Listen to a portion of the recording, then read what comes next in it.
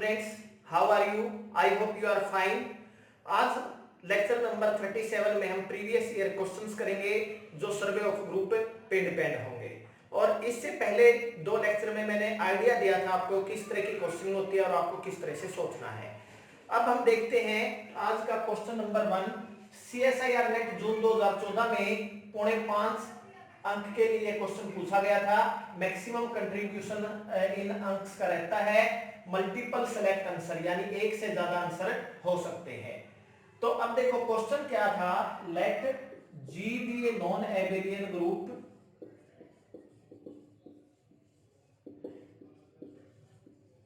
then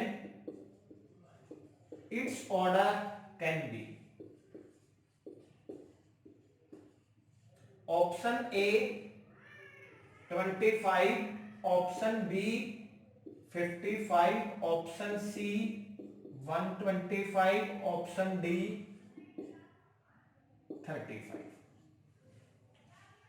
सबसे पहले मैं आपको वो तरीका बताऊंगा जो आप एग्जाम में करेंगे और आप देखेंगे कि आधे मिनट में आप इस 4.5 अंक के क्वेश्चन को कर पा रहे हैं।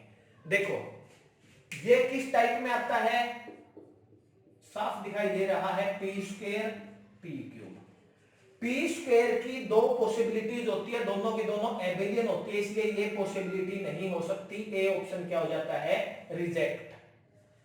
ठीक है, पी क्यूब टाइप के अंदर 5 पॉसिबिलिटीज होती है, 3 एबेलियन होती है, 2 नॉन एबेलियन होती है। तो ये कहता है कैन बी। अगर यहां मस्ट आता तो सभी के सभी पॉसिबिलिटीज नॉन एबेलियन जो कि होती नहीं है, क्योंकि एक ग्रुप तो कम से कम ऐसा होता है जो एबेलियन होता है, जो खुद के ऑर्डर का होता है, जेड टाइप का होता है, साइक्लिक भी होता है। तो ऑल की बात नहीं कर सकता। यहां पे इसने कहा फिर भी कैन, यानी नॉन एबेलियन की पॉसिबिलिटी की हैपनिंग है।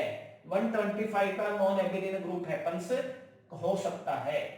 5 पॉसिबिलिटीज है, 3 क्या है, एबेलियन है, 2 नॉन एबेलियन है, तो इस ग्रुप का ऑर्डर एग्जिस्ट कर सकता है, ये ट्रू है।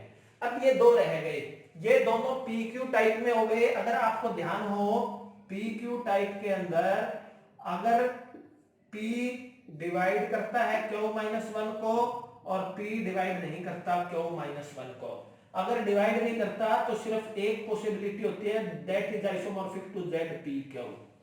अब देखो इस केस में डिवाइड नहीं करता, तो यानी इस केस में एक ही पॉसिबिलिटी है और वो एबेलियन की होती है, यानी नॉन एबेलियन के लिए डी भी क्या हो जाएगा, रिजेक्ट। ठीक है, अब देखते हैं बी। ये पॉसिबिलिटी होती है तो 2 पॉसिबिलिटी होती है, एक एबेलियन और एक non Abelian.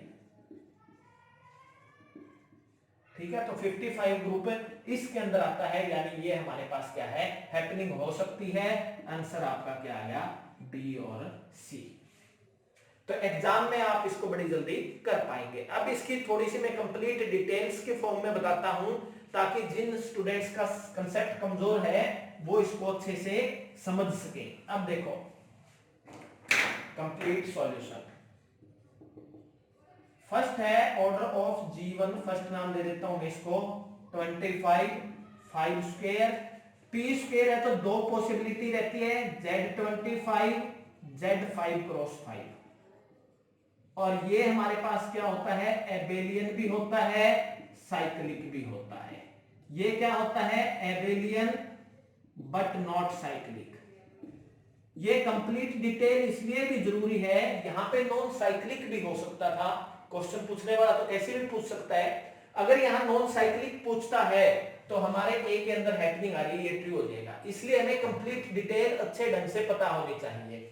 Second order of G2, यहां पे मान लिया मैंने 55 है, किस टाइप का, ये 5 into 11, 5 less than 11 and 5 divide 11 minus 1। तो 2 पॉसिबिलिटी है, एक Z55 और एक D टाइप की। ठीक है, ये नाम नहीं होता, ये मैंने अपनी सिंप्लीफिकेशन के लिए लिखा हुआ है नोटेशन। कैसे लिखते हैं इसको, वैसे XI YJ I 0 से लेके 5 तक, 5 नहीं लेंगे, J 0 से लेके 11 तक, और XY is not equal to YX, यानी नॉन एबेलियन। और नॉन एबेलियन है तो एक ट्रिक बताई हुई है, नॉन साइक्लिक भी होगा। ठीक है, ये एबेलियन और cyclic, abelian as well as cyclic. तो यहां पे नॉन एबेलियन की पॉसिबिलिटीज है, इसलिए ये क्या हो जाएगा, ट्रू। ये क्या हो जाएगा, रिजेक्ट। क्लियर है। अब हम चलते हैं तीसरी पॉसिबिलिटी पे, ऑर्डर ऑफ G3 125। ये किसमें आता है, P cube type. P cube type में 3 तो बनते हैं एबेलियन और 2 ग्रुप बनते हैं नॉन एबेलियन। ठीक है, 3 एबेलियन कौन कौन से होते हैं, fundamental theorem for finite abelian group से ZP cube, ZP to ZP square और ZP क्रॉस ZP। तो यहाँ पे नॉन एबेलियन हैपेंस होते हैं, इसलिए इसका ऑप्शन सी भी ट्रू आ गया। ठीक है, फोर्थ ग्रुप करते हैं हम, order of G4 35, 5 into 7, 5 less than 7 and 5 doesn't divide 7 minus 1. Therefore G4 isomorphic to Z35 abelian as well as cyclic। तो यहां पे नॉन साइक्लिक या नॉन एबेलियन की कोई भी पॉसिबिलिटी नहीं है, इसलिए ये ऑप्शन नहीं हो सकता। तो इस क्वेश्चन में हमारा जो आंसर आएगा वो क्या आएगा, आंसर आ गया आपका B, C। अगर क्वेश्चन नॉन साइक्लिक पे होता तो ये पॉसिबिलिटी और हैपन हो सकती थी, फिर हमारा आंसर क्या होता, A, B और C। क्लियर है। अब हम चलते हैं क्वेश्चन नंबर 2 पे। क्वेश्चन नंबर 2 क्या कहता है, which of the following is true, order of group क्या दिया हुआ है 14, up to isomorphism is 2, up to isomorphism 3 और 14 का पूछा हुआ है, यानी 14 ऑर्डर के ग्रुप की डिटेल और ऑप्शन सी में 26 के ऑर्डर का पूछा हुआ है। क्लियर है। तो अब देखें, और इनकी डिटेल आपको बहुत अच्छे से आती है। ऑर्डर ऑफ ग्रुप अगर 14 है तो 2 into 7, 2 less than 7 and 2 divide 7 minus 1, 2 possibility, Z14 D7। ठीक है, ये क्या है, इसके बारे में आपको पता है, abelian as well as cyclic. और दूसरे वाला जो D7 है ये क्या है, non abelian non cyclic, non abelian non cyclic. अगर कोई और क्वेश्चन है वो भी बता सकते हैं।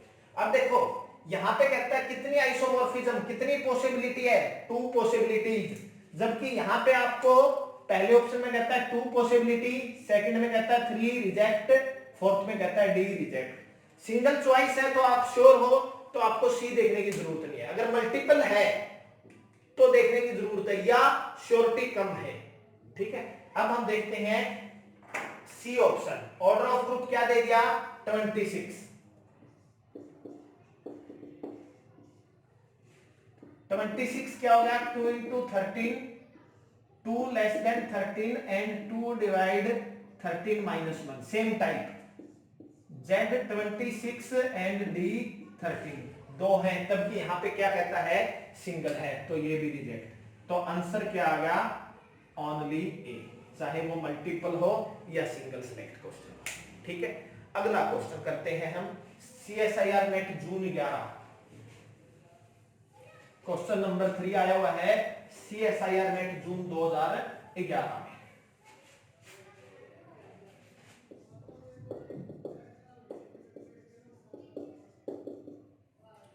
क्वेश्चन क्या कहता है, let G be a group of order 77, then the center of G is isomorphic to, let G be a group of order 77, then center of group G is isomorphic to,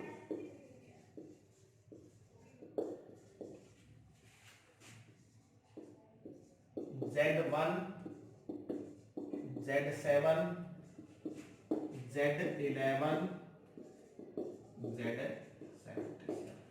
अब देखो 77 के order का है, साथ में centre of group, survey of group से पहले मैंने सेंटर ऑफ ग्रुप का लेक्चर करवाया हुआ है, वहां से देखना आप इसको सॉल्यूशन, बिल्कुल इजी क्वेश्चन है। देखो ऑर्डर ऑफ ग्रुप क्या दिया हुआ है यहाँ पे 77, 77 को क्या लिख सकता हूं मैं 7 into 11, 7 less than 11 and 7 divide 11 minus 1 नहीं करता, ठीक है, 7 डजंट डिवाइड, देयरफॉर G की एक ही पॉसिबिलिटी है, that is isomorphic to Z77, ठीक है। एक हमने प्रॉपर्टी की थी, इफ ग्रुप इज साइक्लिक या abelian, if G is abelian then center of G is equal to G, ठीक है। तो इस प्रॉपर्टी का यूज करके center of Z77 is equal to Z77, यानी ऑप्शन डी, ये हमारा क्वेश्चन था।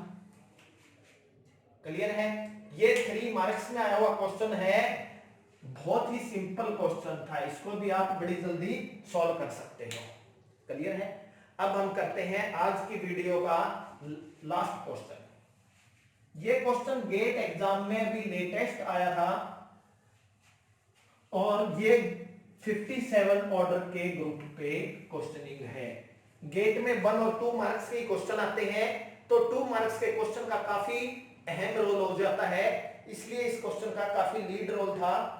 2 मार्क्स के क्वेश्चन का लीड रोल रहता है। Let G be a non cyclic group of order 57, gate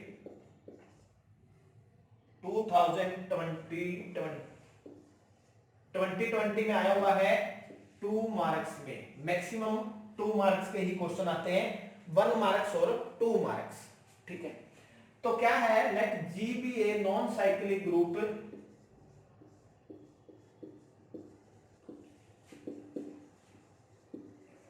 of order 57, then number of elements of order 3, then number of elements of order 3 in G is,